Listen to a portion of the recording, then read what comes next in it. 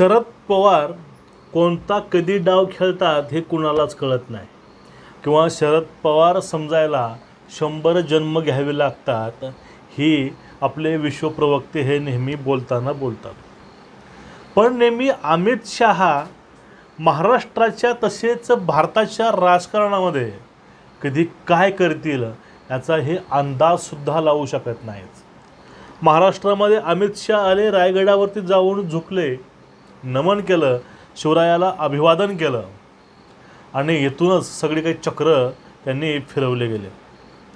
ते महाराष्ट्रामध्ये हे चक्र कसे फिरवायचे आणि कसे फिरवता येतील याचा पूर्णपणे विचार करूनच त्यांनी हे पूर्ण चक्र फिरवलेत आणि ह्या चक्रामध्ये त्या शिशुपालाचं मुडकं येऊन अडकलं आहे. होय, मी उद्धव ठाकरे शिशुपालाविषयी बोलतोय. बघा, अमित शहा महाराष्ट्रामध्ये आले, रायगडावरती गेले, त्यावेळेस काही लोकांच्या पोटामध्ये पोटशूळ सुरू झाला आणि त्यांना आज भरपूर असे जुलाब लागले. याचं कारण काय की अमित शहा हे दिल्लीहून महाराष्ट्रामध्ये ते रायगडावरती पाया पडण्यासाठी गेले.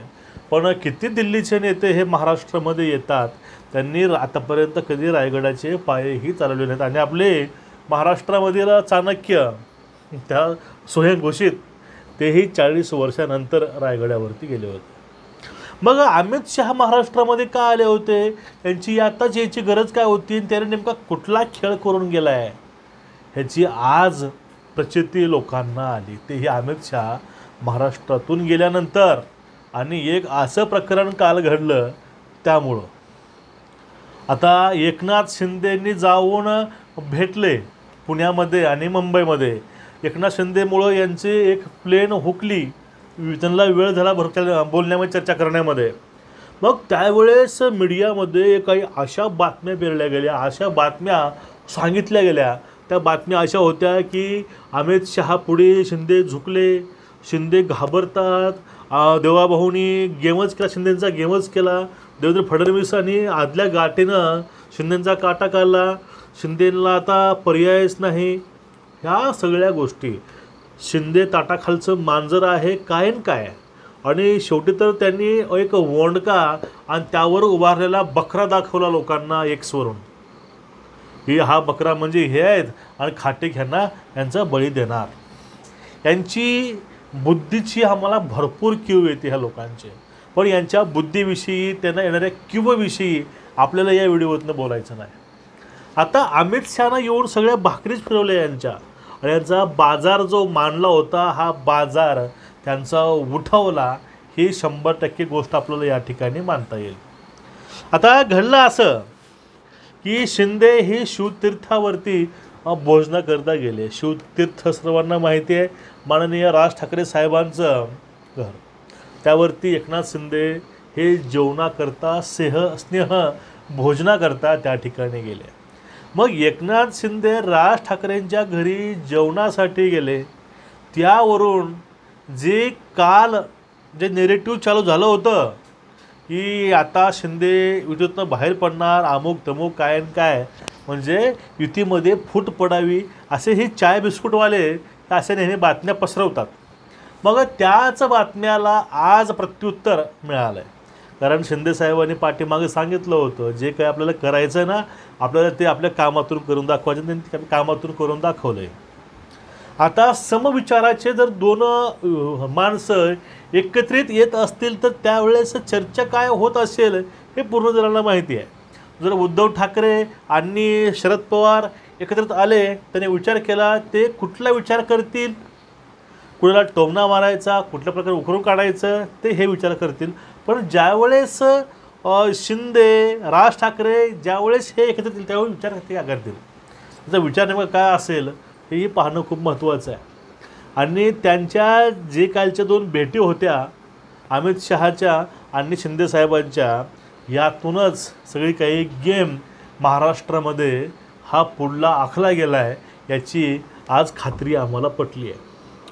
आता बघा, कारण याला सगळ्यात मोठं उदाहरण काय, सगळ्यात मोठी पुष्टी कुठं होते, कारण डायरेक्टली संबंध हा शिंदेंचा अमित शहांशी आणि मोदींशी आहे.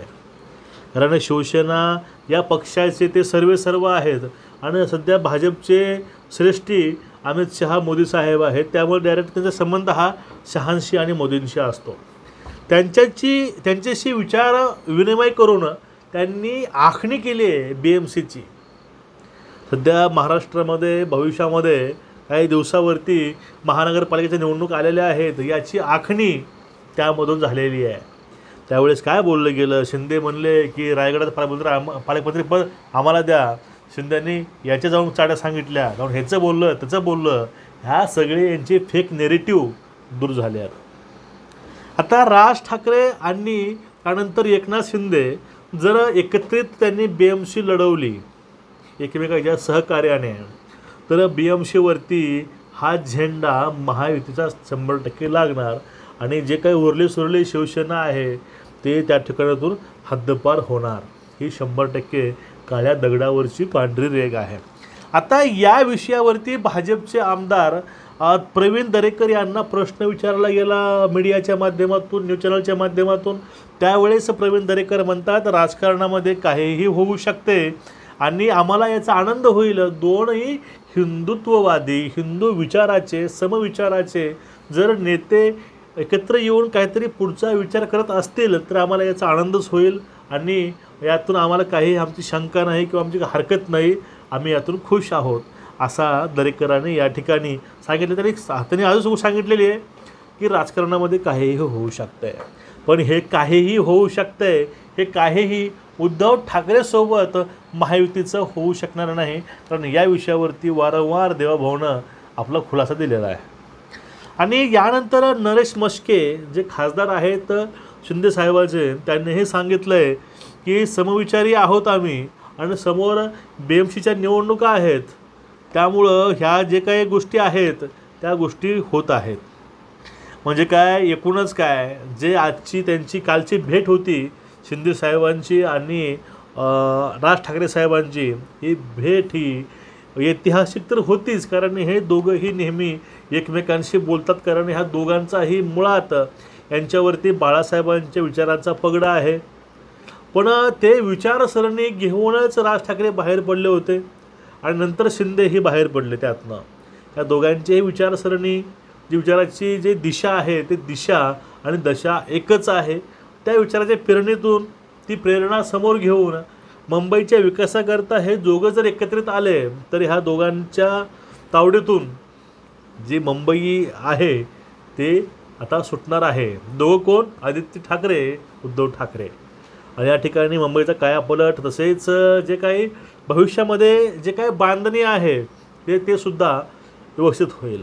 आणि राज ठाकरे यांची जी भूमिका असते मुंबईविषयीची, मुंबई ही महाराष्ट्राचा अविभाज्य भाग आहे, मुंबई ही महाराष्ट्राचीच आहे, मुंबईमध्ये मराठी माणूस वाचवायचा आहे, ह्या ज्या गोष्टी आहेत ह्या गोष्टी त्यावेळेस त्या अंमलामध्ये सुद्धा येतील ज्यावेळेस या दोघांची संयुक्त युती होऊन ते एका विचारासाठी, एका मुंबईसाठी दोघं झटले तर त्या ठिकाणी चित्र हे वेगळं असणार आहे. आणि ह्या दोघांचं त्रिकूट आहे, दोघांचं त्रिकूट म्हणतो मी. त्यात कसं दोघांचं त्रिकूट? शिंदेसाहेब आणि मनसेचे राज ठाकरे साहेब हे दोघं झाले आणि ह्या दोघांमध्ये तिसरा पक्ष भाजप, हे तिघंही हे त्रिकूट आहे ना, हे त्रिकूट नेहमी हिंदुत्व आणि त्याविषयीचा विचार त्यावरती हे समोर येतं. कारण आपण याविषयी नेहमी छाती ठोकून काही बोलणारे लोक आहेत.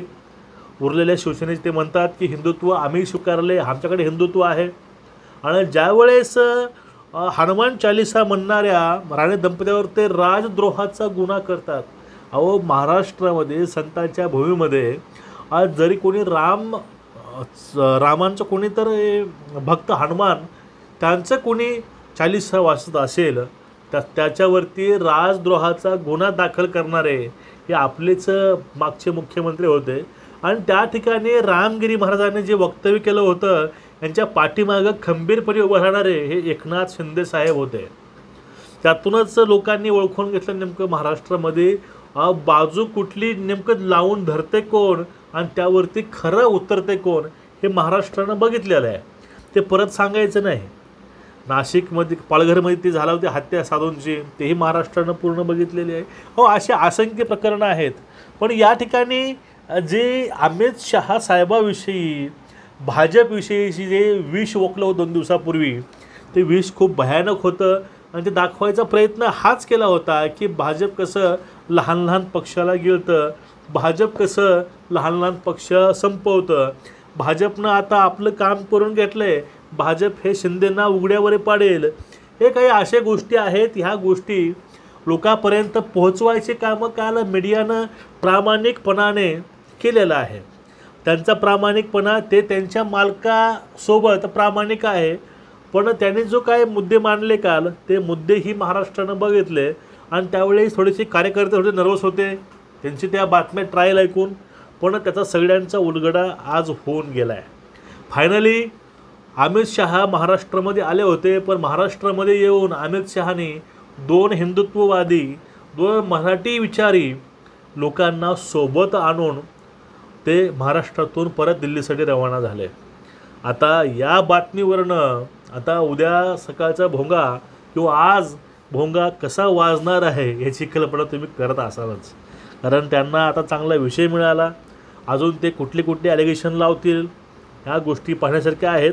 पण राज ठाकरेंची मनसे, शिंदेसाहेबांची शिवसेना, भाजप ज्यावेळेस हे सर्व पक्ष एकत्र येतील आणि या ठिकाणी पाठीमागं राज ठाकरे साहेब बोलले होते, त्यावरती फडणवीस साहेबसुद्धा बोलले होते की तुमचं जे म्हणणं आहे, तुमचे जे मुद्दे आहेत, आम्ही ते मुद्दे त्यावरती विचार करू, तसं आम्ही वागायचा प्रयत्न करू.